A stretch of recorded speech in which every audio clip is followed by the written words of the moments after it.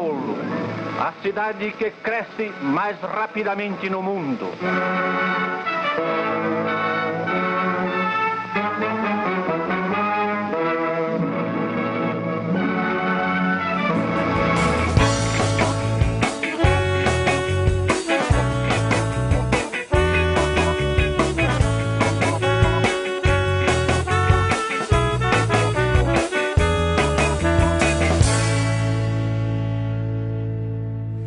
A senhora, por acaso, sabe quem foi Henning Boyleson?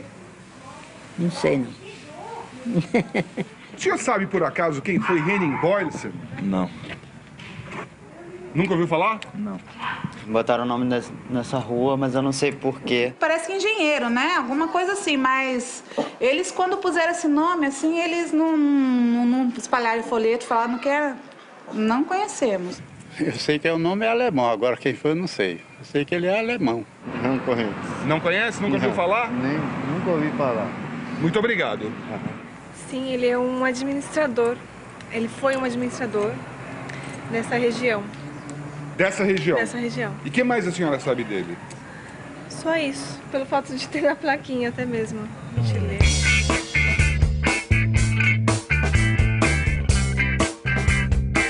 Decreto número 10.437, de 3 de abril de 1973. Item 2.0. Rua Henning Boyleson. A rua conhecida atualmente por Rua C. Da placa deverão constar os seguintes dizeres: administrador de empresas, 1916-1971.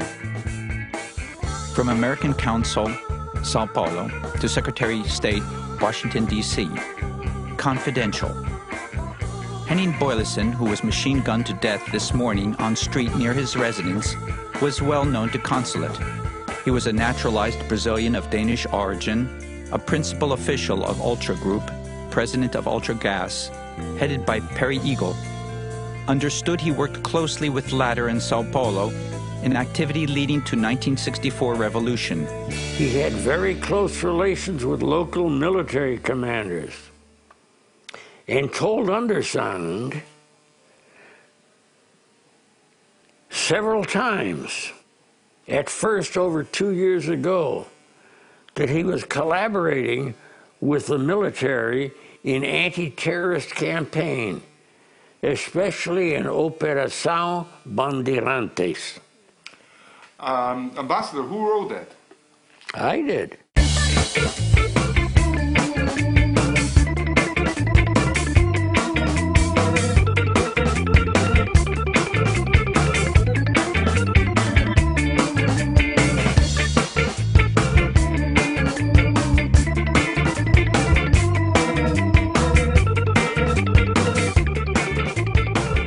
Agora vocês vão saber aqui quem é o nosso dinamarquês. Ele é um brasileiro naturalizado que está no Brasil há quantos anos, Guarani? Estou 30 anos. Há 30 anos no Brasil. É um grande industrial brasileiro. O Bollins é o chefe do grupo Ultragás, né? Ultragás. Dados pessoais e currículum vitae.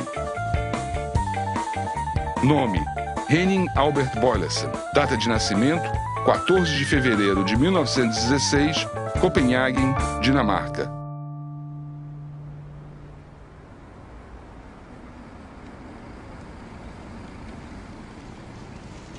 Here I have a census telling us something about Henning Boyleson's family. I can see that his father, Albert Johan Boylesen, was born in 1884 and that he was employed in building construction as an ordinary painter. They were living at CT Barfodsvej at Frederiksberg. The building was originally built for people which don't have apartments. The apartments were very small. So the life in the apartment with the father and mother and the many children has been very narrow. As dificuldades de infância seriam, segundo ele, responsáveis pela sua vontade férrea de vencer, competindo livremente.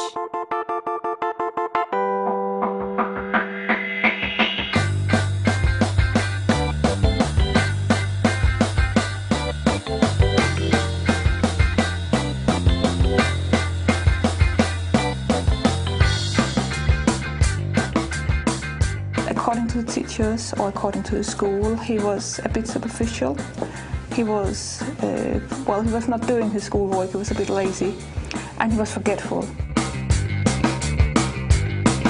Enquanto lutou boxe, cuidava da saúde como se fosse um profissional.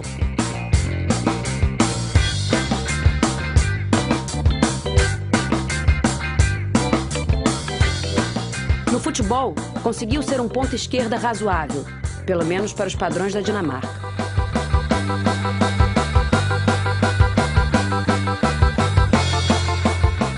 Foi quase sempre o primeiro aluno da classe. Well, most of his grades are below average, including his grades in English, German, math. Some of his grades are above average. First of all, if you can look at it here, in sports, in woodwork. But the main part of them are below average.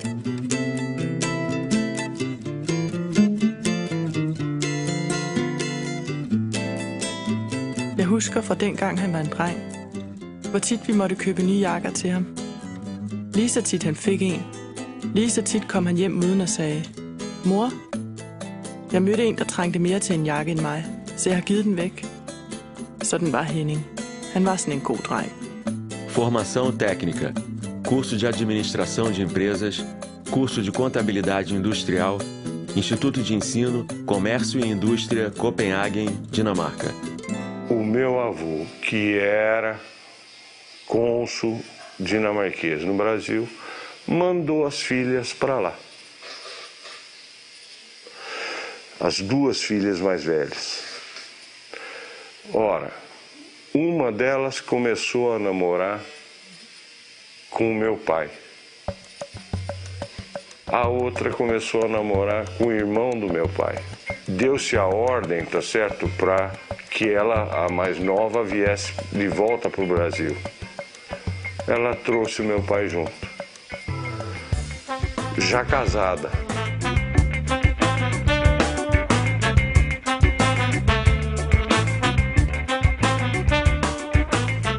O navio chegou ao Rio trazendo o rapaz de 22 anos com 500 mil réis em cada bolso.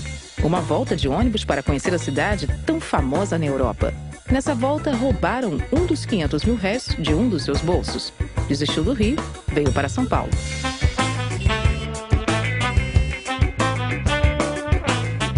Documentos, por favor. Você, o que tem nessa bolsa aí atrás?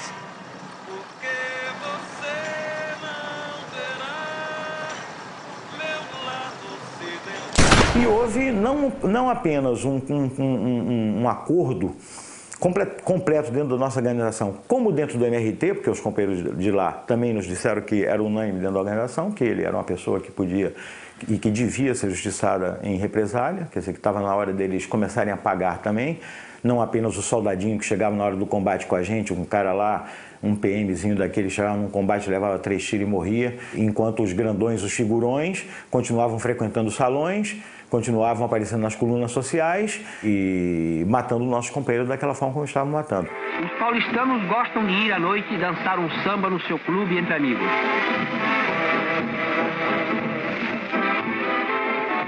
Ele gostava do Brasil miscigenado, ele gostava um pouco dessa desordem brasileira, isso era da alma dele, ele gostava disso. Portanto, é o primeiro paradoxo do Boylussen. Ele não foi dinamarquês propriamente. Então, ele se adaptou muito bem ao espírito brasileiro.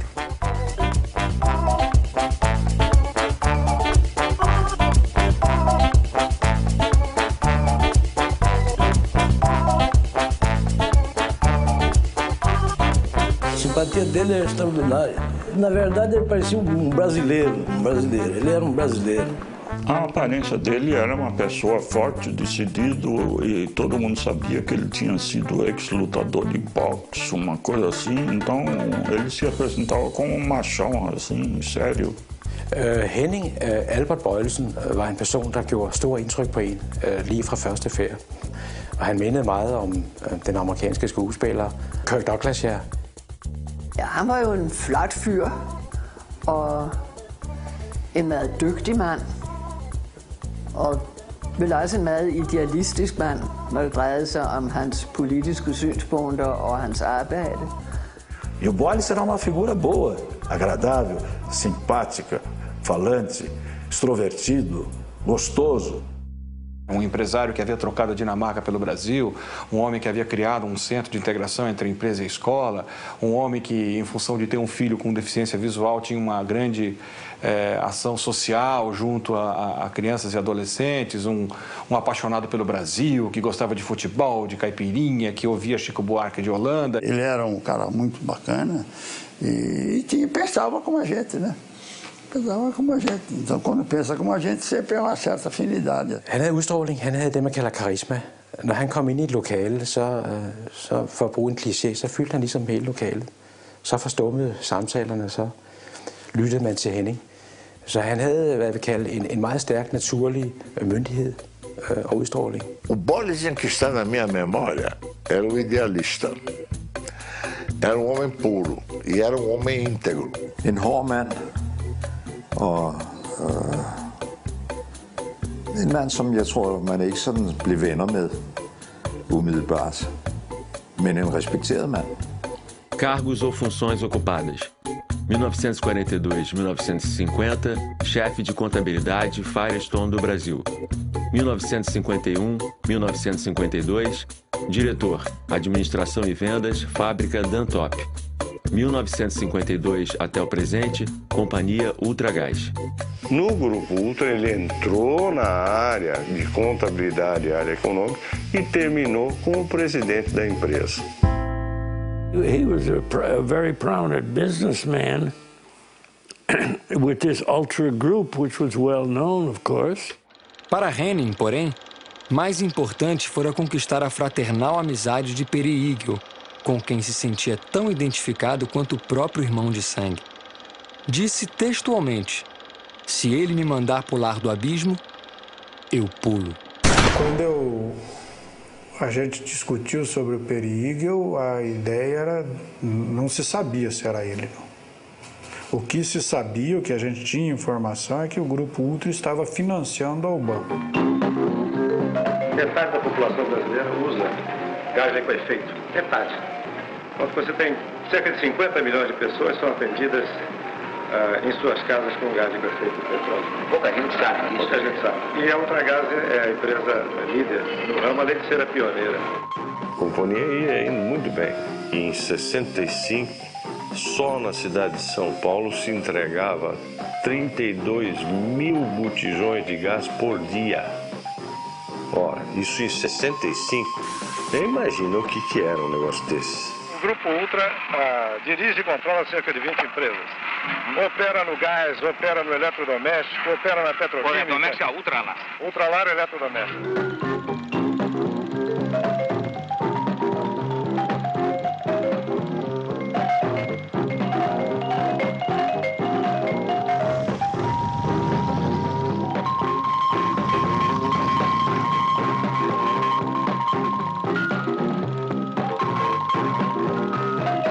Vocês vêm aí com aquele que é o presidente da Ultragaz, o meu amigo Boles. O Boles é o que tem a responsabilidade dentro do Grupo Ultra de presidir a Ultragaz. A primeira de toda pista que nós tivemos sobre o Boles não foi sobre o Boles, foi sobre a companhia Ultragaz. Por quê? Nós começamos a perceber, nesses relatórios de companheiros que chegavam à prisão, e também nos relatórios dos companheiros que às vezes escapavam de um cerco, que naqueles cercos sistematicamente tinha caminhões da Ultragaz que estavam estacionados perto. Então nós começamos a dizer, ué, esses caminhões é capaz de estarem participando do esquema.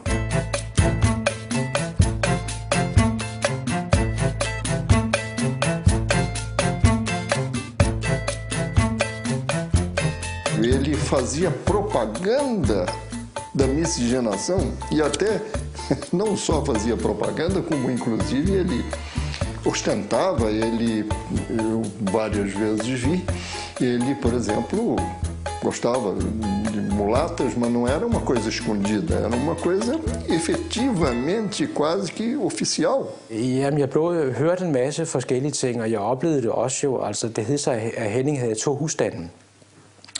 Henning havde en kone, som var på hans egen alder. Henning var på det tidspunkt først i 50'erne, 52-53. Og med hende havde han også et par børn.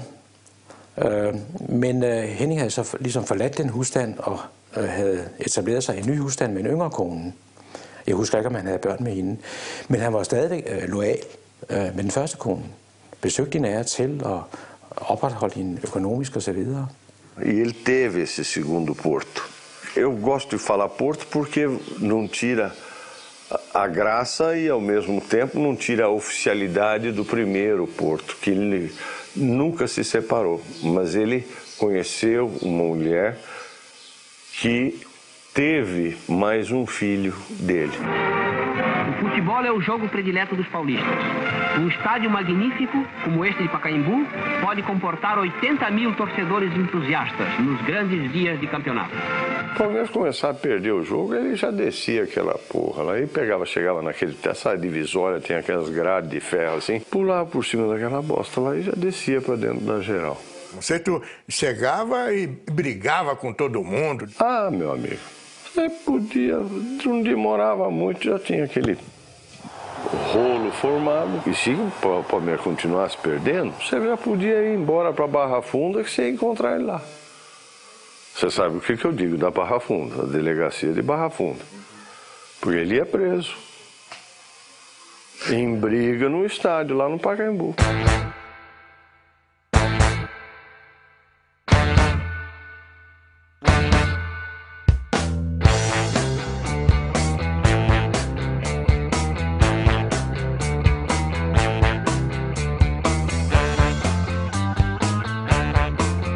O presidente João Goulart, que defende com ardor as reformas de base, principalmente a reforma agrária, comparece à grande concentração popular e ali expõe os altos propósitos do seu governo nesse sentido.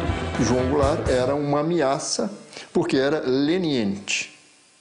Esse era assim o âmbito, o espírito dentro das empresas. Achavam que o Jango ia implantar aqui a República Sindicalista, que se chamava na época. O Jango não tinha condição de implantar república sindicalista nenhuma, ele mal se aguentava lá, né? Mas a percepção era essa, eles achavam que havia um risco iminente do Brasil ir para o comunismo. Como estava o mundo? Eu costumo dizer isso, ele estava em dois hemisférios ideológicos. Você tinha que escolher um dos dois, não tinha meio termo, não. Ou você era de um ou era do outro. Né? E isso tem a reflexão sobre o país.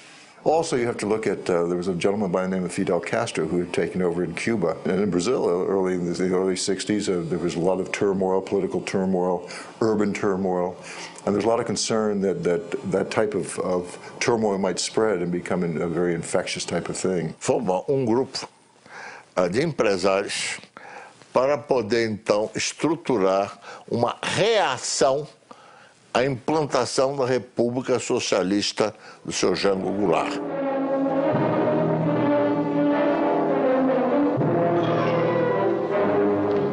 Aonde nos levarão as crises, o descalabro administrativo, a desordem? Aonde nos levará a omissão das chamadas elites? O tempo é pouco. O Brasil não pode esperar mais. Então, dentro das empresas, pensava-se assim, o empresário pensava assim, porque efetivamente ele temia a catástrofe. Ou seja, um governo comunista, ou que outro nome queira se dar. Começou-se aí o contato, por meu intermédio, do civil com o militar. Então tinha jornalistas, tinha empresário que estavam mais ou menos da causa. E vários grupos desses se reuniam às vezes para trocar ideias. Eu participei aqui em São Paulo. Essa percepção de que a ditadura militar ela não é um fenômeno estritamente militar, aliás, é uma das coisas que a gente mais deve destacar, né? Tanto quanto o golpe não foi apenas militar, foi civil-militar, com apoio dos empresários. Foi mais do desejo do empresariado de defender os seus interesses, que estavam sendo arriscados se houvesse uma cubanização do Brasil, digamos. Eles viam um grande risco nos seus negócios nisso. Então eles resolveram agir, né? E alguns entraram firme na situação, como foi o caso do Boyce. O Boyce, ele não gostava do comunismo mesmo. Ele deu a definição para ele o que seria um comunista. Quando jovem, quer aparecer. Quando adulto, ideal. Quando mais velho, burro. Og så mente han, at Brasilien skulle, hvad skal man sige, sådan, være et sted, hvor der ikke var kommunister. Det så han altså rygter. Comunista, det går han ikke klar. Ele era uma pessoa simplesmente inserida dentro desse pensamento e que genuinamente acreditava que era uma catástrofe que se avizinhava e que, portanto, pegar em armas ou se defender ou, enfim, fosse lá como fosse, era uma coisa perfeitamente legítima. Quando houve a precipitação, não houve tempo de sair do meu escritório. Então, todos se reuniram no meu escritório, inclusive Boyleson. E a maioria de nós, muito armado. Né? Boyleson, por exemplo, tinha naquela ocasião, me lembro disso claramente, uma metralhadora que era uma arma muito moderna para a época. E as Forças Armadas, elas próprias, mais do que ameaçadas, foram chamadas, praticamente intimadas, a cumprir a missão que o momento lhes impunha. Restabelecendo a ordem e livrando o país dos trapos vermelhos que ameaçavam sufocá-lo.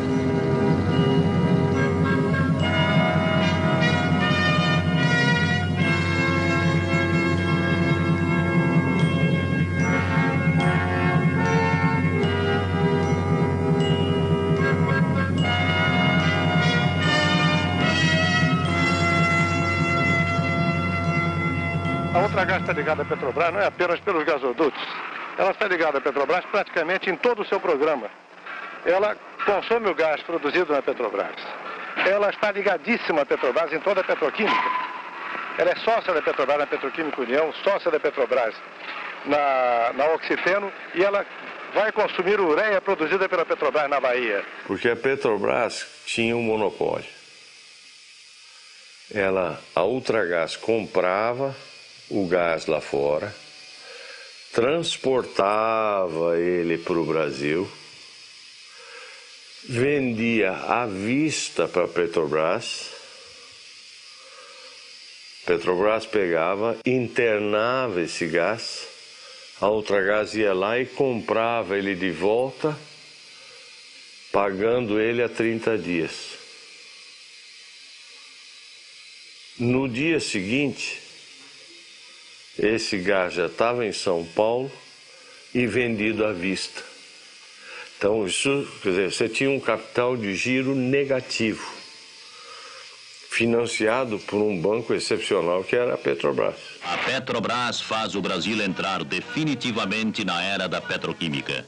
Com isso, progredirão a indústria de plásticos, a têxtil, a de tintas e principalmente a de inseticidas e adubos, diminuindo os custos atuais dos produtos em 50%. Ele pessoalmente frequentava a Operação Bandeirante, ia ver os presos e assistia a sessões de tortura.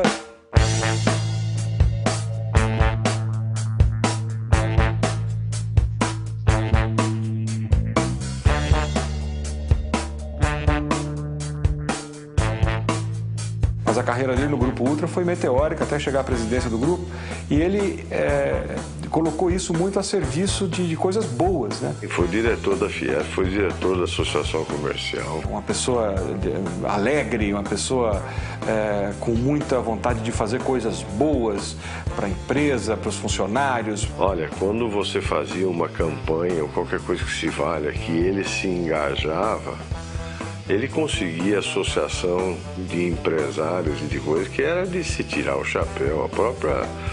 O próprio Centro de Integração Empresa-Escola. O Boris criou aquele CIEE, que até hoje ainda existe. O título de O Homem de Relações Públicas de 1964 foi conferido ontem à noite ao senhor Henning Albert Boyleson. Henning Boyleson said, but I didn't want to do that. I didn't want them to appoint me as this economist of the year. And I said, well, why? So he said, you always have to stand behind. You should never be in front. Be behind. That's the way to do it. I alt, hvad der blev sagt om ham. Manden havde gjort lynkarriere. Han kom for ingenting i Danmark. Havde en baggrund som bogholder. Og steg jo meget hurtigt til tops og blev nok den mest magtfulde og indflydelsesrige danske erhvervsmand i Brasilien. Kære Adam, det glæder mig meget at kunne meddele dig, at kongen den 17. af denne måned har udnævnt Henning Bøjlesen til ridder af Dannebrogsordenen. Han fik jo så også en udmærkelse af Frederik 9. For det, han har gjort som forretningsmand, og hans deltagelse i Verdensbanken og så videre. Og der talte man jo ikke noget om de rygter, der gik om andre ting. If, for instance, that the Danish state or the royal family had been criticized for conversing with a guy who was involved in torture, it would be an embarrassment that something would have to be done. But nothing came forward. There was no news. It was not news at the time. Nobody cared to know about what Bøjlesen was doing in his spare time in Brazil.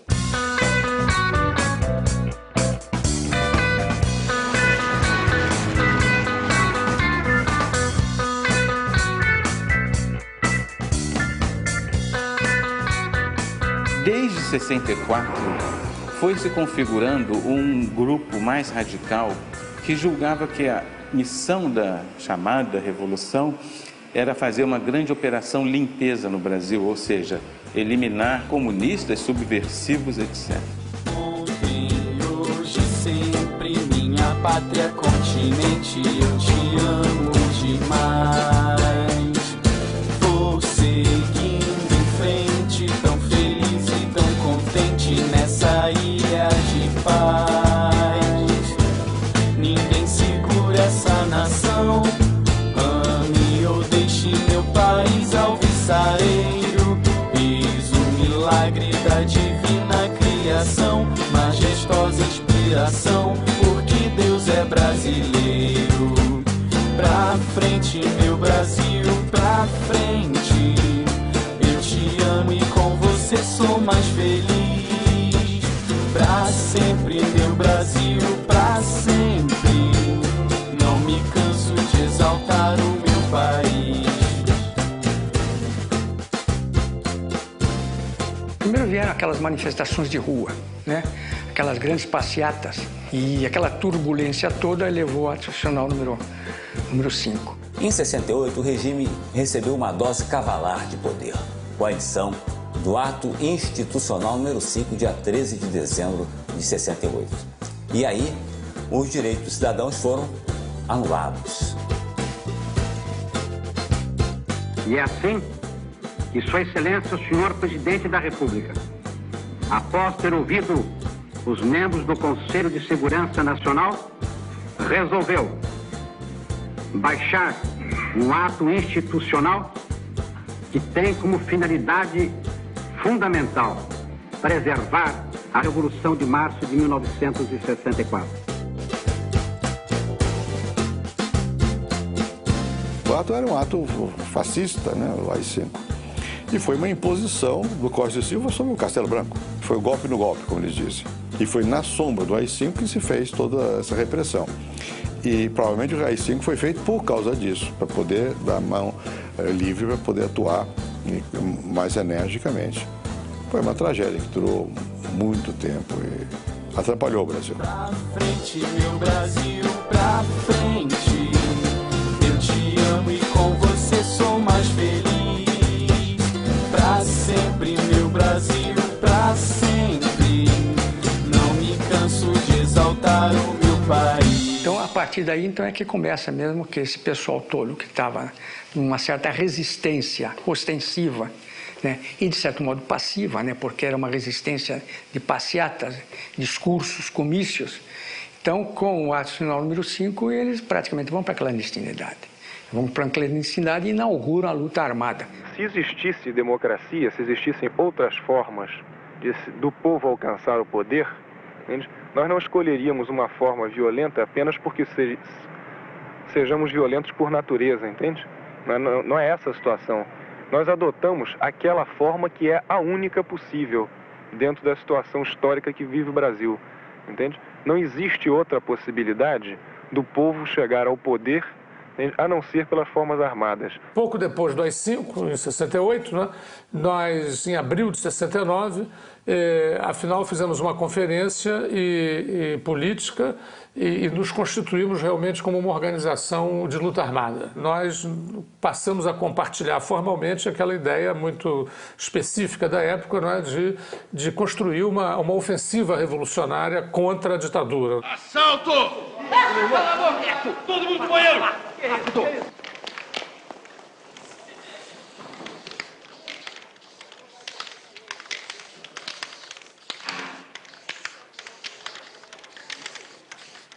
O aumento do número de assaltos a bancos e as atividades da assim chamada guerrilha urbana, a estrutura da segurança pública estadual não dava conta de combater. O presidente da República, Marechal Costa e Silva, acompanhado de autoridades civis e militares, chega a Rosário, no Rio Grande do Sul, a fim de assistir naquele estado às grandes manobras militares realizadas pelo Terceiro Exército.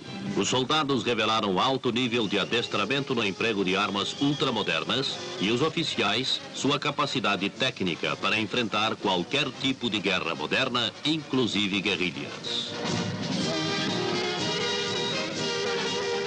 Porque era uma guerra que nós não estávamos muito preparados. O Exército não está muito preparado para uma guerra de um inimigo interno. Ela não está preparada para isso.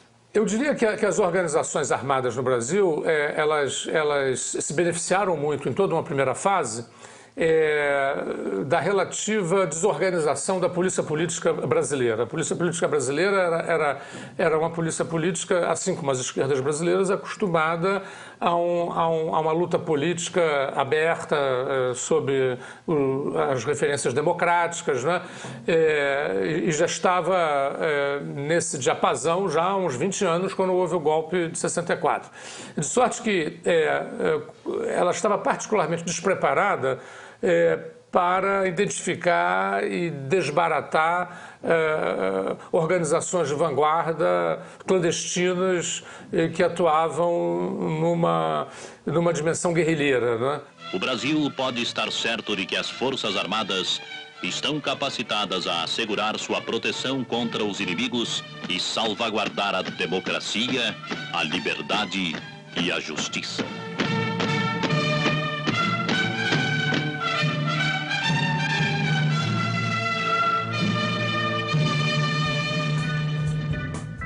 Por causa do assassinato do Chandler, os americanos acharam conveniente, dali para frente, fazer um outro tipo de enquadramento para a situação no Brasil, né?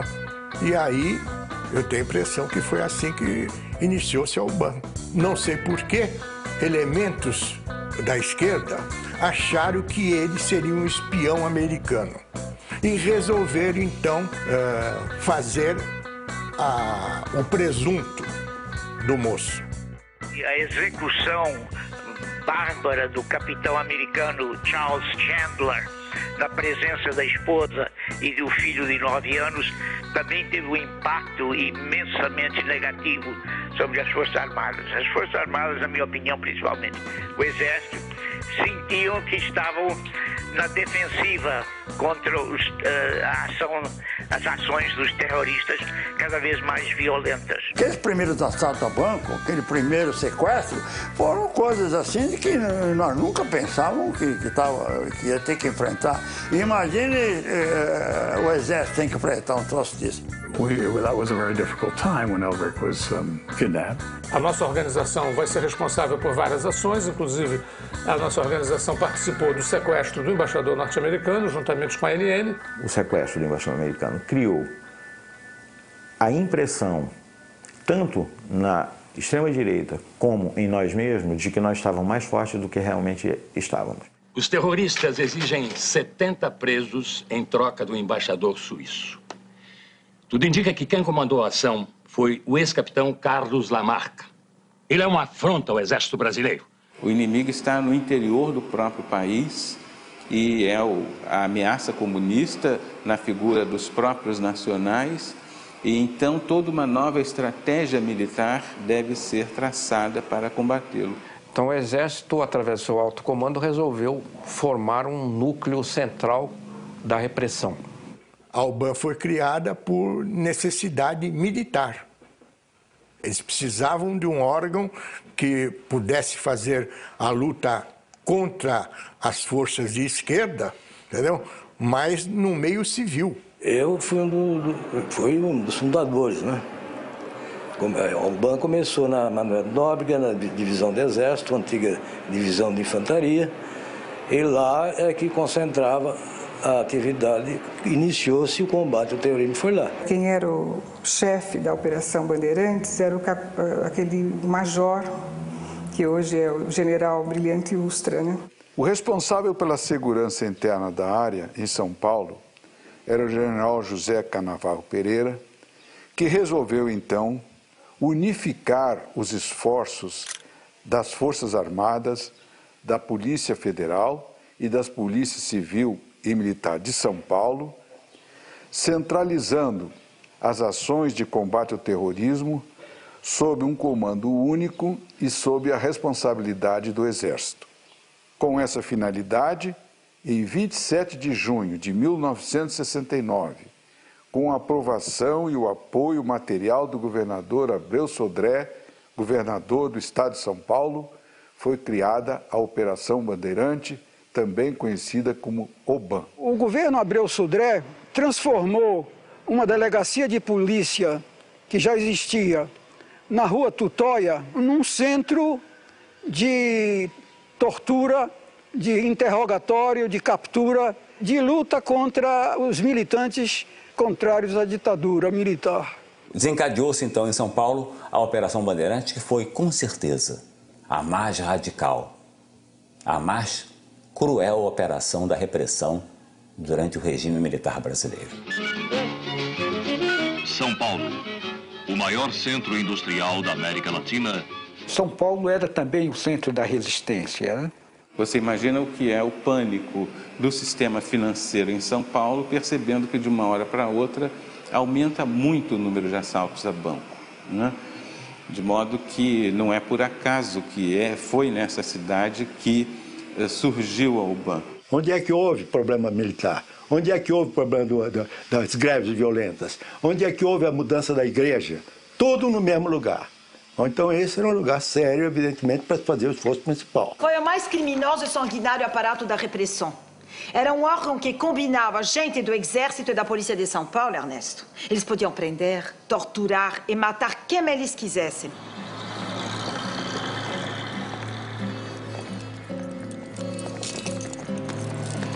Passa isso? O que é isso, René?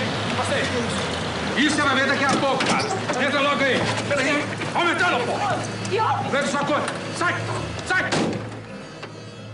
O Exército entendia que precisava descobrir a origem dos atentados, a origem dos roubos a banco, a estrutura da organização militante armada e entendeu que os melhores policiais disponíveis seriam aqueles da delegacia de roubos. Então houve uma seleção de policiais civis e alguns policiais militares para compor a Operação Bandeirante. Havia, né, na Polícia Civil um grupo de policiais chefiados pelo delegado Fleury que estava eliminando marginais ou não marginais. O único que entrava nesse pedaço, entrou para fazer a parte da UBAN, do DOP, de tudo, foi o colega Sérgio Paranhos Fleury. At han omgav sig med nogle af de militære og politifolk, som man absolut ved var involveret både i dødseskadroner og i tortur. Blandt andet jo den frygtede Sergio Fleury, som han kendte særdeles godt. Não é pelo fato dele eventualmente, tá certo, ter uma amizade com o Fleury que iria dizer que ele estava participando do que o Fleury fazia.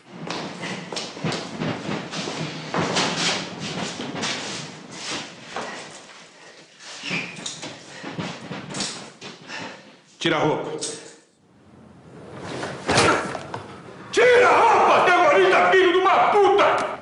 Já nessa ocasião, o delegado Fleury tinha um pé claro, né, na área da repressão política. A ideologia do esquadrão era a eliminação sumária de marginais, que ele transplantou isto para a Operação Bandeirante. Terrorista de merda! Para, porra! Tô perdendo a paciência, hein? Ele era um monstro, né? E ele drogado sempre, ele era uma pessoa assim de uma... Você sentia, né, uma coisa ruim mesmo dele, tinha prazer, né? Traidor da igreja. Traidor do Brasil. Habilidosamente, os militares cultivaram o que eu chamaria de um certo pânico na classe empresarial. Os empresários também entraram nesse esquema de pânico e saíram da legalidade, porque na verdade a UBAN era uma organização mais ou menos clandestina. Se esse pessoal, ou seja, a esquerda armada, conseguir êxito no que está pretendendo, vocês, empresários, estão perdidos, vocês estão fritos. Então a obrigação de acabar com eles é nossa, militares, e a de vocês, empresários, também. Nós precisamos da ajuda de vocês. Nós temos a capacidade profissional de força militar, força terrestre. Agora, recursos não temos. A chefia do Exército, principalmente, segundo o Exército, chegou à conclusão que chegou o momento de apelar para o setor privado, principalmente o setor privado estrangeiro, para fazer esse setor ver que também teria eventualmente poderia ter um impacto sobre esse setor se as forças terroristas vencessem. I think it was a very small, very smart, competent people, but it was not. I don't really think it was a major threat to the Brazilian government. A tese era: hoje somos nós, amanhã poderão ser vocês. Então nós precisamos de apoio a fim de poder realizar as nossas missões eficazmente.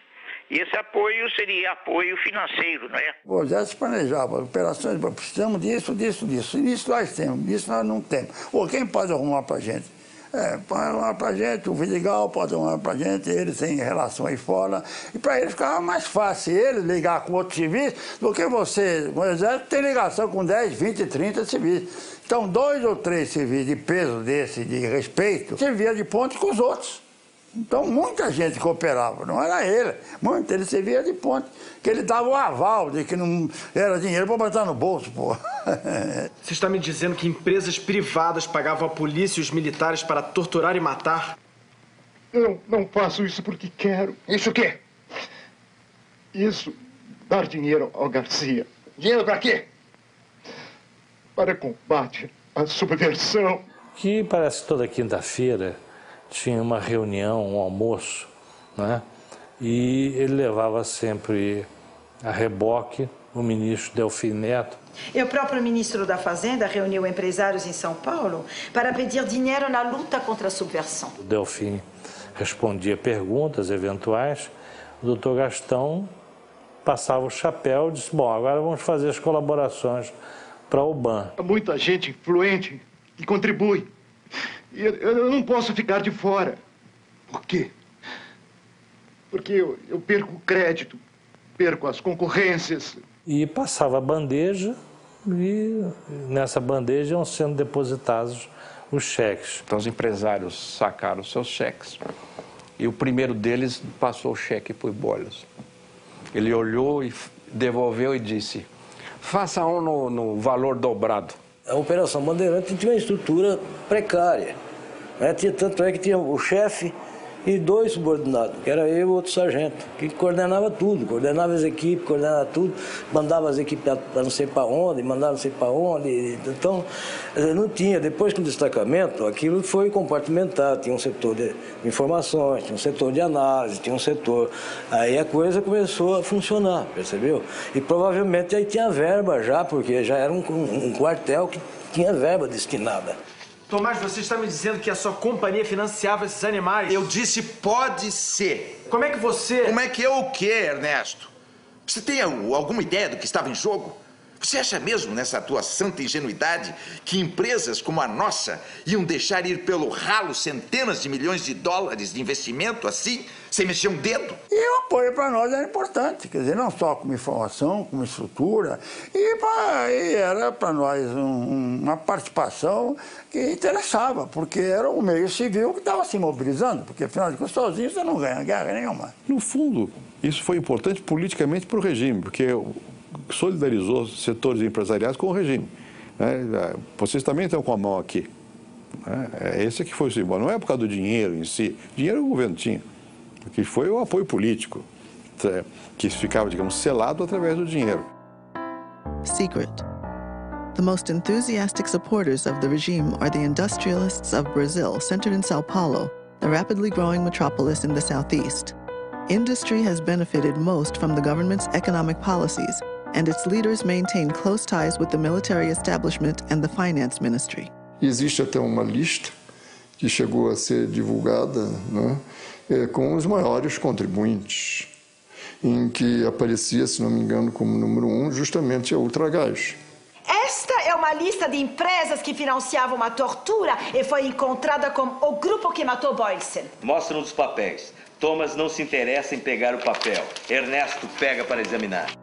Diversas multinacionais como o Grupo Ultra, a Ford e a General Motors, entre outros, financiaram a Operação Bandeirante, projeto piloto da repressão que resultou na criação dos DOI-CODE. It makes sense that big American firms, as well as Brazilian firms, would want to try and contribute as much to establish a peace and to keep any type of revolution from occurring. Since he was so prominent in all these other aspects, getting money, for example, for Bandeirantes, that would excite the interest of our station chief, I'm sure. So he would probably approach Boylston, try to get some information out of him.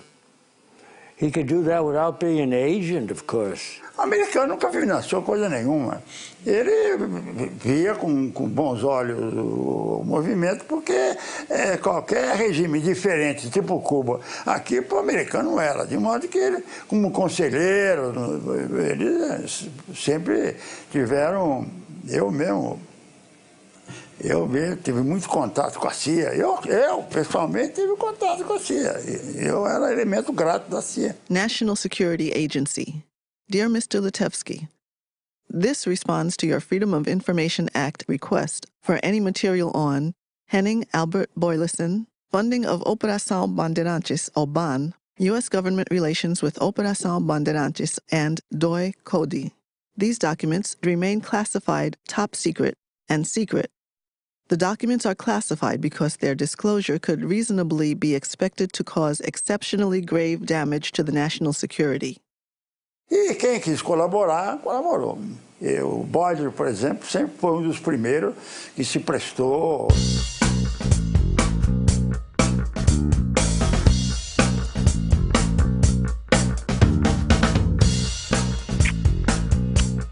E o elemento de ligação que se prontificou a ser ligação com o setor privado foi o Boylston. Nos 3 anos e 4 meses que comandei o DOI, não recebi qualquer doação de Boylston ou de outros empresários. Não quer dizer que todo empresariado se envolveu, mas alguma parte dele, obviamente, esteve envolvido, ou direta ou indiretamente. No caso do Boylston, foi um envolvimento direto. O Boylston começou a adotar o método da máfia, de cobrança de contribuição financeira junto aos empresários, para reforçar o orçamento da repressão. Mas não contou com o apoio de 2 empresários de São Paulo. Pelo menos 2 se recusaram. Antônio Emílio de Moraes e o José Mindrin. E ele me disse, olha, eu estou representando a OBAN, que se está organizando para ajudar a salvar a sociedade dos perigos da agitação de esquerda, né? E então eu queria saber se o senhor estaria disposto a colaborar com recursos de que a UBAN necessita para se equipar tecnicamente. Então já juntamos duas informações. A Ultragaz está colaborando botando caminhões para cercar nossos companheiros. 2, a Ultragaz está participando da caixinha. Então, aos poucos, está se formando um padrão. Que organização é essa? Do governo? Não, são grupos. Que grupos? Pessoas, voluntários, entende? Daquela turma da Fiesp, você pode quase todas incluí-las ali entre os colaboradores. Na indústria automobilística também, né? Nas indústrias de material pesado também. E Boyles era uma pessoa importante no esquema de financiamento, mas não era a única. Tinham pessoas no mesmo nível de importância que ele, banqueiros. E quando eu digo banqueiro, estou falando dono de banco. É inegável que a participação do Boyles era municipal do que nacional. Enquanto o Amador Aguiar, sem que ninguém percebesse, sem que haja demérito nisso, ele tinha uma participação nacional e reservada, que deixava-o participar dos destinos da nação brasileira com muito maior intensidade do que o Boyles. A Folha de São Paulo era um jornal que cedia suas caminhonetes para o trabalho da UBAN, né? Para disfarçar os agentes da UBAN nas suas operações de busca e captura, né, e investigação.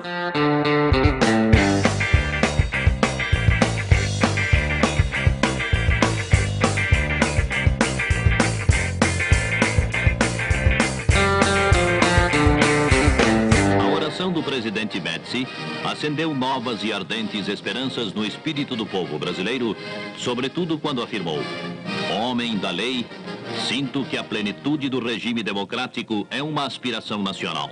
Nós podemos dizer, em termos de democracia do Brasil, que só existe uma democracia no Brasil, que é a democracia da tortura. Tortura-se todos, torturam-se desde os mais pobres aos mais ricos, desde as crianças até as pessoas velhas. A única democracia que existe no Brasil é esta. Não é bem uma democracia, é mais o igualitarismo. É o igualitarismo da tortura. Eu acho isso um exagero dos maiores, como tantos outros exageros dessa turma da esquerda festiva. Hoje à noite vai haver uma sessão. Está a fim de ir? Bem, eu... Sessão do quê? Tem de vez em quando. A gente, alguns de nós, às vezes, participa. Participa do quê, porra? De interrogatórios. Hoje vai ter um. A UBAN, de fato, era um lugar onde os presos eram vistos e eram torturados também à vista de alguns ricaços que pagaram para poder assistir à tortura dos inimigos deles. É preciso ver que, nesse momento, as Forças Armadas brasileiras admitiram participar de uma atividade policial repressiva ilegal e que, em última instância, implicaria na tortura e mesmo no extermínio, no assassinato político. Por exemplo, se eles pegavam um elemento aqui intramuros, né? Pode ser que vocês não devam pôr isso aí. Eles faziam torturas, faziam o que eles queriam, né? Pegavam o que eles queriam. Agora é a sua vez. Vamos abrir o bico, padreco comunista. O Esquadrão de la Muerte me arrestou e me torturaram 3 dias consecutivos, pero no terceiro dia, eles bajo la mano do capitão Benoni Albernaz. O Albernaz, ele se dava muito bem com Boyles, né? Além de, tinha esse, como ele frequentava o UBAN, sempre que ia ao UBAN, passava na casa do Albernaz e iam juntos.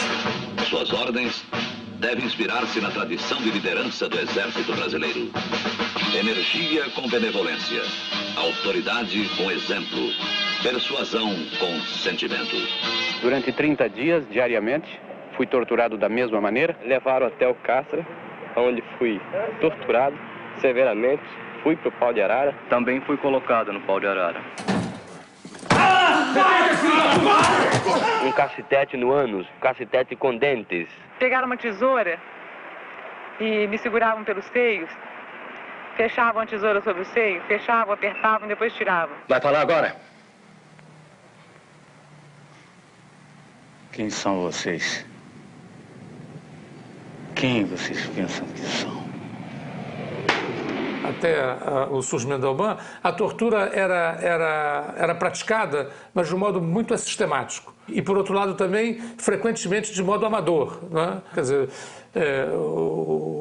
o tratamento brutal, mas sem sistema, sem inteligência, sem informação, né? Sem método. Né? Isso a UBAN trouxe. Usavam métodos assim mais, vamos dizer, como eles falavam, científicos, né? Tanto que a equipe tinha o enfermeiro.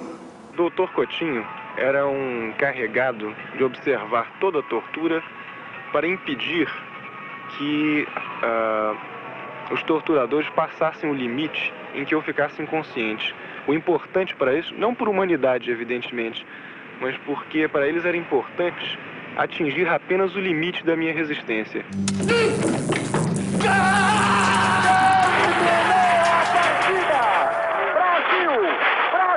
Brasil, tricampeão mundial de futebol. O Brasil não é mais o país somente do samba, do futebol, de Pelé, mas é também um grande campeão da tortura.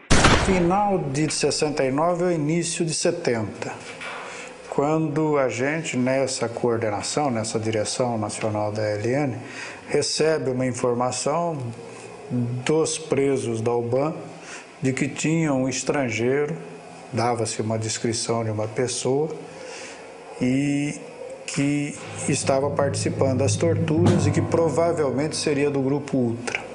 Henning havde flere profiler, vil jeg sige. Han var et sammensat menneske, bestået af flere personligheder, vil jeg sige. Han kunne være meget, meget venlig, sådan som jeg oplevede ham. Men jeg kunne også fornemme, at Henning kunne blive extremamente agressivo. Alguma coisa na formação do Henning Boyles como pessoa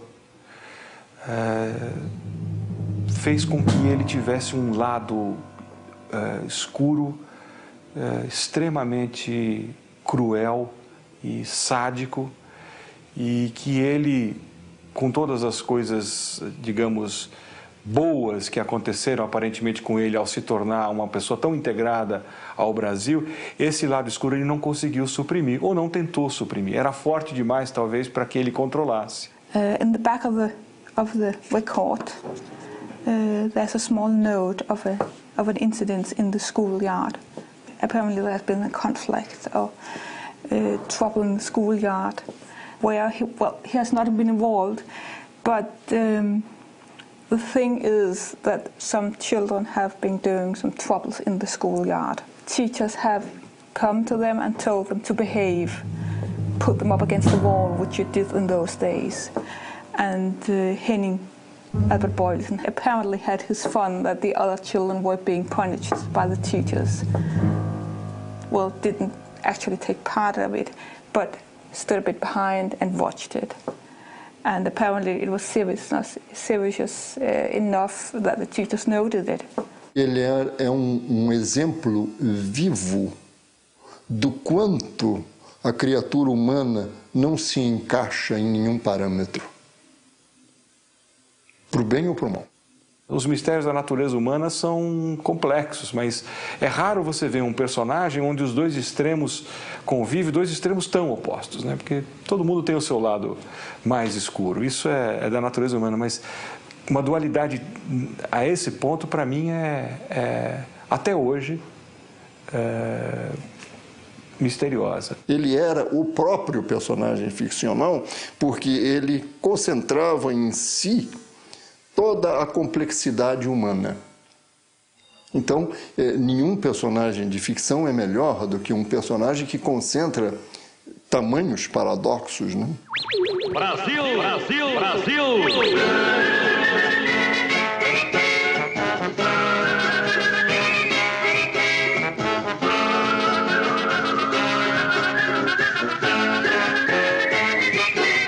Eu não conheci pessoalmente o Browning, como é Boylan? Boylensen. Mas tinha ouvido falar. Doutor Geraldo Brown, esse filho da puta tá metido nesse negócio, hein?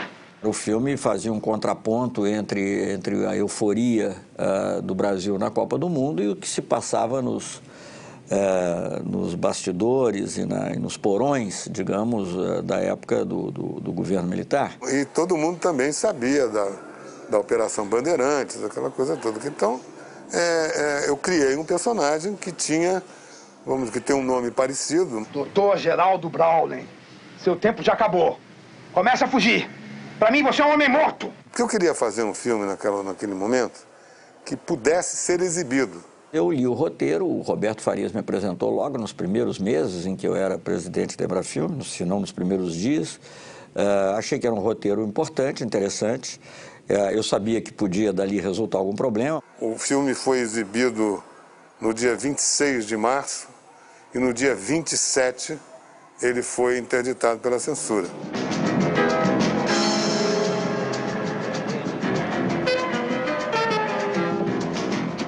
Num determinado momento, quando eu fui, digamos, convidado a me demitir da Embrafilme, por alguma pessoa do establishment político-militar na época que disse, não, mas é claro que o filme não é um filme de ficção, o filme se referia à Operação Bandeirantes. Eu falei, bom, é óbvio que isso era evidente. O que diferenciou Boylensen dos outros empresários é que ele, de certo modo, era um homem fanatizado ou talvez sádico.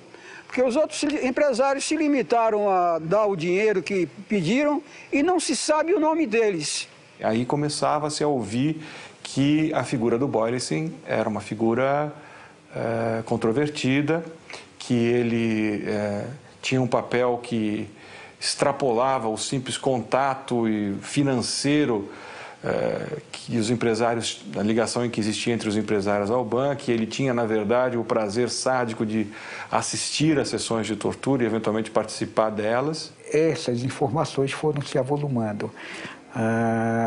Primeiro, de que ele recolhia dinheiro, era um dos caixas, um dos tesoureiros desse esquema de financiamento ao BAN, e depois com as informações de companheiros presos de que ele participava pessoalmente da tortura, das sessões de tortura no BAN. Ele perguntou o que eu tinha, né? Então, falei para ela, nós usamos aí um método, ela não tem assim, né? Não está podendo andar, mas vai voltar, né? Mais tarde eu vim saber, né, pela descrição física, que era o presidente da Ultragás, né? Que a gente já sabia antes, né, que ele colaborava com o BAN. Era dele, do instinto dele. Ele era um cara assim, você está entendendo? Um cara que topava esse negócio, gostava disso. Eu me lembro da postura dele assim, bem distante, né, uma pessoa, olhar frio, assim. E achei estranho, porque ele era totalmente diferente, né, do pessoal que ia lá, né, quando era militar mesmo, né. Entrar um cara que não tem nada que ver com polícia, nessa faixa, e começar a frequentar, todo mundo fica alertado. Que tortura. Que deve ter havido, houve agora se planejar e botar, inclusive, um civil para torturar. Peraí. O fato do Boylensen ter participado de tortura, eu acho isso uma bobagem das maiores. Ele visitava o DOI-CODE, às vezes fazia refeições no DOI-CODE. Assumiu o comando do DOI no dia da sua criação, em 29 de setembro de 1970.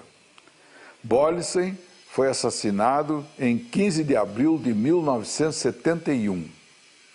Nesse período, ele esteve uma única vez no DOI em dezembro de 1970, quando foi me cumprimentar pelo Natal. E ele frequentava constantemente a Operação Bandeirantes, a sede da Operação Bandeirantes. E gostava muito do pessoal, trabalhava. A gente sentia nele até um guerreiro também, como éramos nós. A gente sentia nele também um guerreiro. Cumprimentava todo mundo, soldado, cabo, com ele não tinha problema porque eu sou presidente do Grupo Ultra e tal. Então era um cara excepcional. Fazer questão de presenciar a tortura, dizem até que criando ou trazendo para o Brasil instrumentos de tortura. As organizações terroristas criaram a farsa de que Boylissen foi justiçado por frequentar o DOI e assistir aos interrogatórios, por inventar uma máquina de dar choques elétricos chamada pianola, que ele mesmo testava nos presos.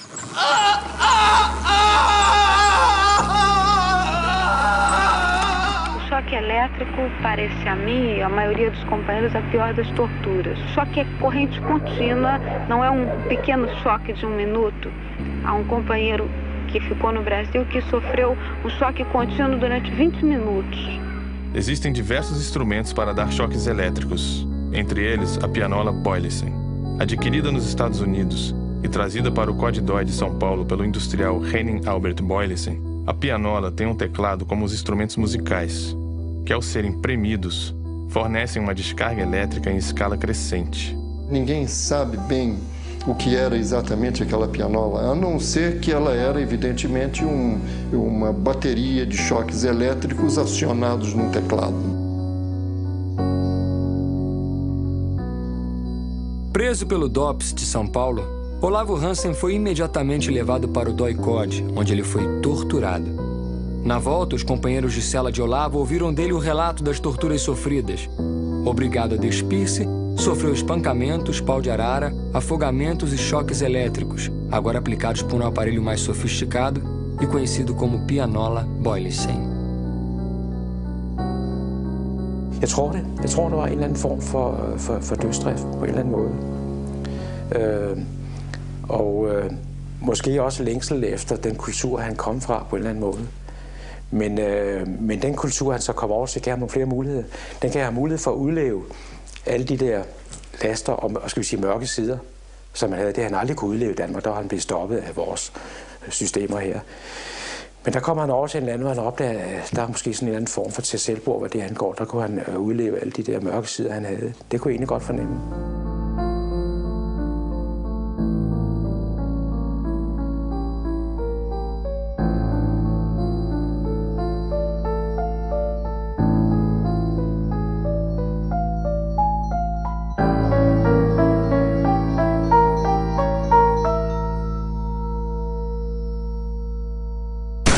Se fecha. Diretor da Ultragás, a Ultragás emprestando os caminhões, a Ultragás participando da caixinha e o diretor da Ultragás dirigindo uma sessão de torturas. O Monsieur Boylissen, além de financiar, tinha prazer em assistir e participar das sessões de tortura na sede da UBAN. Ele foi visto lá por militantes presos e a informação chegou ao comando da guerrilha que condenou Boylissen à morte. É um estigma, esse homem é o mal, né? E talvez do outro lado achasse que ele era o bem, né? Porque ele ficou assim uma espécie de mito, não? Uns achavam que ele fazia uma coisa espetacular, outros não achavam, e assim era a coisa. E os esquerdistas não topavam ele, de jeito nenhum. Tanto que armaram o acontecimento que deu origem à morte dele. Reservado. Declarações que presta Antônio André Camargo Guerra, organização a que pertence, MRT, que em janeiro próximo passado, quando o declarante esteve na Guanabara, recebeu uma relação de 3 nomes: Henning Arthur Boylissen, Peri Igel e Sebastião Camargo, os quais deveriam ser levantados pelo MRT e que tal solicitação partiu de Carlos Lamarca. O Lamarca é que foi quem pediu o levantamento de 3 pessoas, 3 empresários, que ele achava, primeiro aquela velha história do CIA, são da CIA, etc. e tal, que eram o Boylissen, que estaria na lista do Lamarca como um X, como se fosse prioridade. O comando da guerrilha teria recebido um bilhete com 3 nomes. O nome do Boylissen, o nome do Peri Igel, que também era do Grupo Ultra, e o nome do Sebastião Camargo, que era o maior empreiteiro de obras públicas do Brasil, da Camargo Correia. Dizia-se na época que essa era uma lista de empresários para fazer um levantamento da rotina dessas pessoas, para que eles fossem eventualmente sequestrados, não necessariamente assassinados. Nós sabíamos disso alguns meses antes do acontecimento. Nós já sabíamos que ele estava sendo manjado. Henning var bestemt bevæbnet. Altså Henning havde truffet sine forholdsregler, fordi han vidste, de var efter ham. Så han havde installeret en maskinpistol, eller 2 maskinpistoler, på den indvendige side af sin bil. En på højre siden til medpassageren, og så en han selv brugte. Aliás, dizem que eles têm uma lista de gente importante para sequestrar e matar. Eu não quero nem pensar nisso. Foi aconselhado várias vezes a ter segurança e assim mesmo ele não queria segurança, simplesmente não queria. Não, faço isso sozinho porque eu resolvo as coisas sozinho. Ele era destemido. Jeg synes, det var utroligt dumt af ham. Han bare var taget afsted alene, for jeg tænkte, manden må skulle da vide, at det ville gå galt på et eller andet tidspunkt, det der. Han stod på listen som dødsdømt. Så der får alle mulige tanker. Jeg begynder at analysere situationen og tænke, jamen, er det en eller anden form for dødsdrift, eller et eller andet, men nu skal vi altså have gjort en ende på det her, for de får ramt på mig på et eller andet tidspunkt. Eu mesmo só tive conhecimento da lista depois da morte dele. Aí surgiram uma lista. Hoje em dia, esse negócio de segurança é uma coisa muito séria. Eu morro de medo de sequestrarem o Geraldo. Dizem que tem uma lista. A reação do Boris foi, no meu entender, individual, espontânea. Foi a reação de um esportista que está enfrentando o seu adversário. O comunista para ele era o adversário. Então eu vou enfrentar para matá-lo ou para morrer. Ele matou e morreu. Dentro da nossa organização, eu propus que fosse transformada essa ação de sequestro em ação de justiçamento e nós, então, sumariamente condenamos o Boylissen à morte. O plano de assassiná-lo, na verdade, era para ter sido realizado na véspera, no dia 14 de abril. É uma data inesquecível. 14 de abril de 1971. Bom, ele morreu a 15 de abril, na manhã de 15 de abril. 14 de abril. Eu saí de lá às 20 e pouco da noite da palestra para a casa dele. Essa que está no retrato talvez seja a sua última fotografia. Essa que está ao meu lado aí deve ser a sua última fotografia. E na hora da despedida eu fui até a porta. Quer dizer, veja o risco que nós corremos, viu? Fomos até a porta. Um dia antes do acontecimento, nós alertamos novamente que estava para acontecer. E aí aconteceu. Foi encurralado numa esquina em seu próprio carro e assassinado à luz do dia.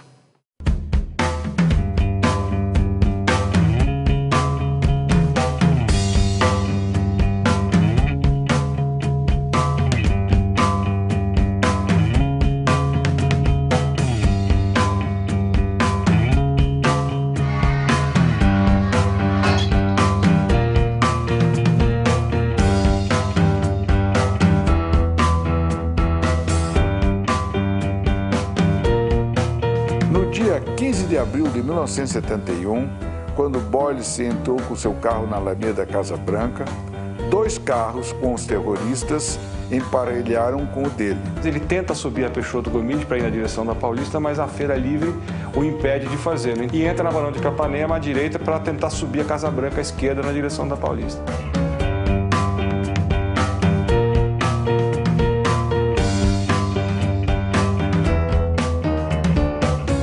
Quando ele chega na esquina da Alameda Casa Branca, ele para. Ainda dentro do carro, é disparado um tiro de fuzil nele para evitar que ele tentasse alguma saída com o carro. A ideia foi tirá-lo do carro. Vocês dois, saiam daí, rápido! Fica na tua, cara! Esse filho da puta é um dos responsáveis pela tortura no Brasil. Após ter sido atingido por um tiro de fuzil, Boylissen ainda tentou fugir a pé. O Boylissen saiu do carro, tentou fugir para onde tinha uma em direção a uma feira, mas havia companheiros já esperando por ele ali. Ele voltou e o Yuri atirou.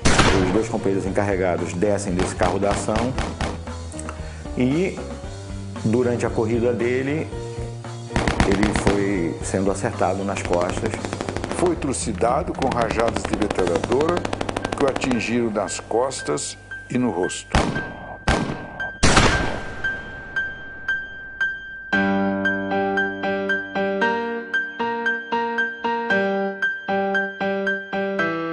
Alvejado 5 vezes nas costas e depois de morto e caído na sarjeta, levou 25 tiros na cabeça. Nesse instante, do outro carro que o seguia, desceu um indivíduo armado de metralhadora. Já caído, sem nenhuma possibilidade de reação, o industrial foi fuzilado friamente. Ele caiu com a cara na sarjeta, né, ali entre o meio-fio e a rua. O companheiro Alfa, que era o dirigente da ação, que era o encarregado da certeza, quer dizer, quando você faz um tipo de ação como essa, você encarrega alguém que chega e dispara o chamado tiro de misericórdia, ou seja, aquilo que tem certeza que o cara está morto mesmo, para não deixar uma ação pelo meio do caminho. Na verdade verdadeira, se eu estava ali, eu era o Alfa. Então eu lhe digo que eu sou Alfa. Eu era quem estava dirigindo a ação. O último tiro foi dado a curta distância. Boylessen morrera. Entramos nos carros e iniciamos o trajeto de fuga. Durante a fuga, trocávamos olhares de contentamento e satisfação. Quando eu dobro à direita na Rua Barão de Capanema, eu me deparo com esse Galaxy branco, com as portas abertas, com a porta do motorista aberta, o pisca-pisca ligado, e o carro está perfurado de balas. Aí eu olho em volta e vejo que não é só o carro que está perfurado de balas. Eu vejo bala nas paredes, eu vejo balas numa banca de jornal que tinha do outro lado da Alameda Casa Branca. Aí eu olho à direita, no meio-fio, aquela água suja correndo pelo meio-fio, um corpo caído. Eu consegui passar com o carro entre o Galaxy e o corpo que estava no chão. E ao entrar no prédio, já as sirenes e a gritaria toda dos carros que chegavam, aquelas veraneios, aqueles carros que eram, nessa época, bastante associados com a OBAN, com a repressão.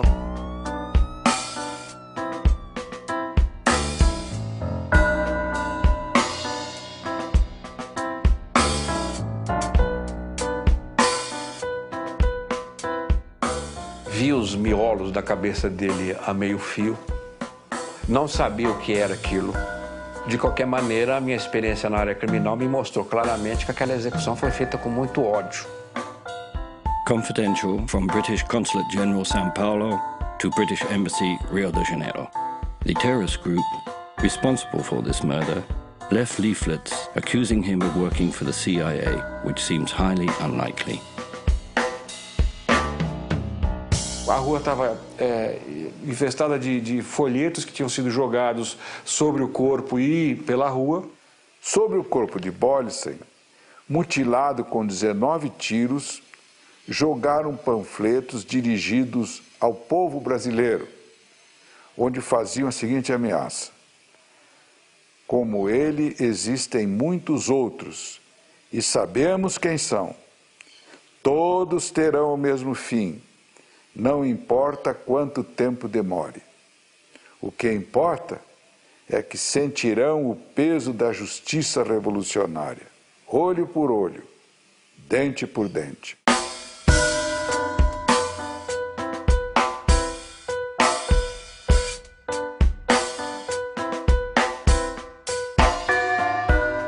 Henning Arthur Boylessen foi justiçado, não pode mais fiscalizar pessoalmente as torturas e assassinatos na OBAN.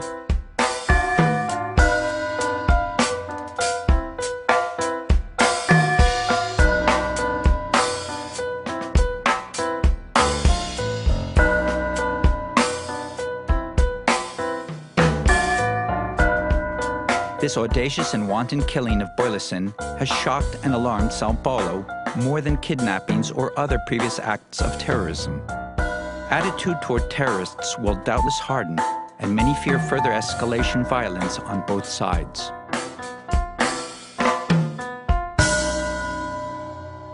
Quando ele foi morto, lá de uma maneira cruel, nós não aprovamos a morte, de jeito nenhum. Não queríamos derramamento de sangue, mas também não podíamos celebrar uma missa por alguém que era protestante, que tinha outra crença e não acreditava na Santa Missa. Então, eles me pediram para celebrar a missa, eu disse não. Não posso celebrar a missa por ele, posso celebrar a missa pela paz, mas não por ele, nem nomear o nome dele. O espanto, mas ao mesmo tempo sem surpresa. Eu fui pego de uma surpresa total quando me ligaram para o meu serviço de manhã dizendo que o meu pai tinha sofrido um atentado terrorista e que tinha sido morto nesse atentado terrorista. Até hoje eu me pergunto, mas por quê? Confidencial. Presidência da República, Serviço Nacional de Informações, Agência Regional de São Paulo. Foi sepultado na manhã do dia 16 o senhor Henning Albert Boylissen, assassinado por terroristas em nome do MRT e da ALN. O crime, que contou com requintes de crueldade, impressionou profundamente a população. Colaborava intensamente com as autoridades militares no combate ao terrorismo, tendo ajudado materialmente de modo substancial a montagem da Operação Bandeirantes. Dava a essas organizações policiais seu apoio incondicional, o que lhe valia a amizade de grande círculo de militares e de autoridades policiais. Lembre-se que Boylissen se expunha muito, frequentando inclusive a sede da OBAN, onde muitos presos devem tê-lo conhecido. Não há praticamente outras pessoas com o mesmo grau de envolvimento físico. O envolvimento do meu pai com a Operação Bandeirante? Não. Isso eu tenho certeza. Como também tenho certeza de CIA e outras bobagens, isso aí eu tenho certeza.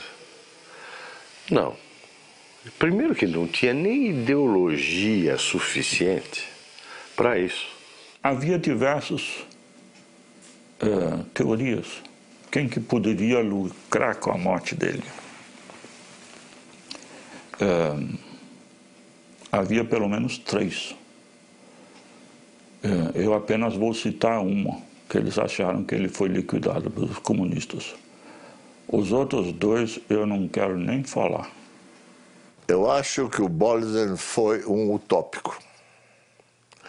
Foi um idealista e que, pela sua natureza humana altamente extrovertida, aberta, foi uma vítima de si mesmo. Quando veio essa notícia da morte do Boylissen, né, isso foi comemorado.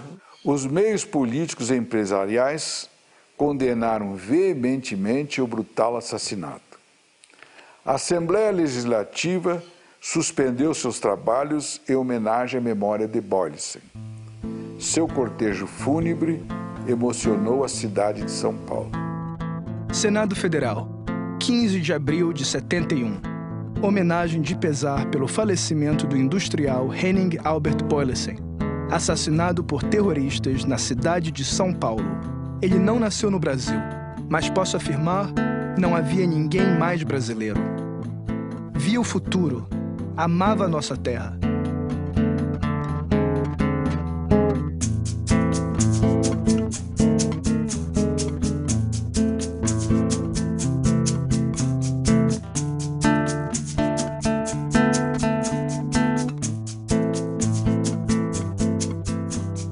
As pessoas ficaram felizes, sim, com a morte dele. Não dá para negar. Dito hoje, parece chocante que você fique feliz com a morte de alguém. Mas só quem viveu aquela época, só quem sabe o sofrimento que era ter os companheiros assassinados, o tipo de sofrimento que o Boylissen causava às pessoas, pode entender como e por que as pessoas se alegraram com a morte dele.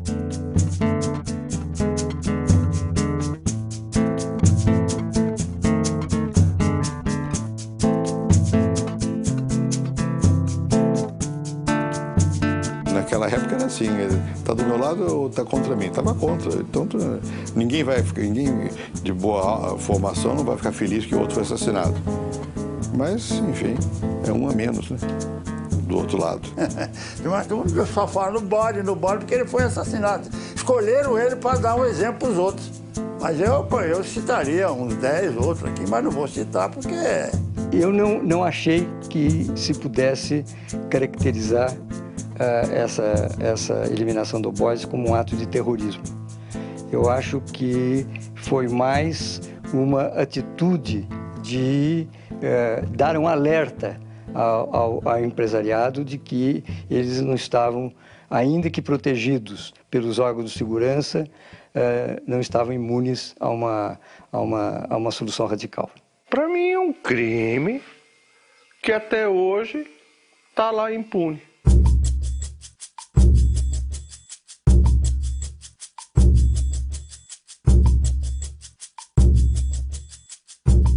Joaquim de Alencar Seixas foi preso pelo DOI no dia seguinte à morte de Boyles. Morreu quando tentava fugir num ponto de polícia.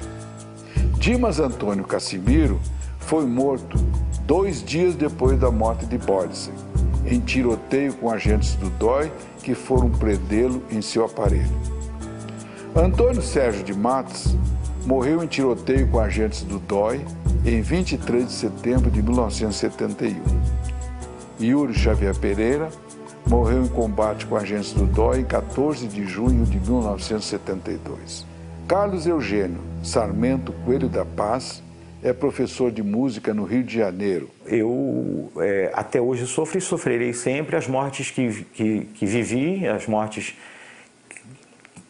que eu morri, a morte que eu não morri e as mortes que eu cometi. Gregório Mendonça, segundo informes, faleceu no Rio Grande do Sul recentemente. E Laerte Dornelles Méliga, até pouco tempo, era o subsecretário de Planejamento, Orçamento e Administração do Ministério das Cidades, na gestão do ministro Olívio Dutra. Gilberto Faria Lima e José Dan de Carvalho devem estar vivos, pois não constam da lista de mortos e nem da de desaparecidos.